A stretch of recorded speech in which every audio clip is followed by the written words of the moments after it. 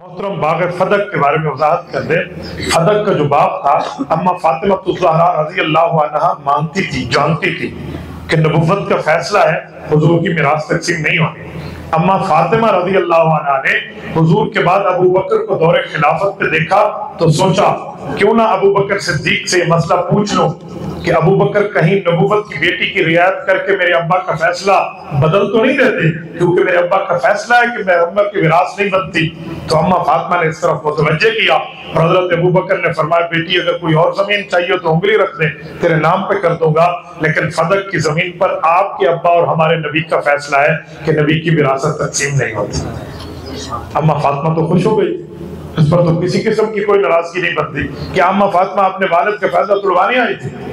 میرے اس دعوے کی دلیل حضرت اما فاطمہ الزہرا کے شوہر حضرت علی رضی اللہ تعالیٰ عنہ کا جو دور خلافت ہے، امام حسن کا جو دور خلافت ہے، جو تکملہ ہے دور خلافت راشدہ کا، جب حضرت علی کو خلافت ملی تھی انہوں نے کیوں وہ زمین لے کر اپنے بیٹوں کے نام نہیں کی تھی؟ آؤ یہ تو اڑی بات ہے، سر تسی لے لو، انہوں نے کیوں نہیں دی تھی؟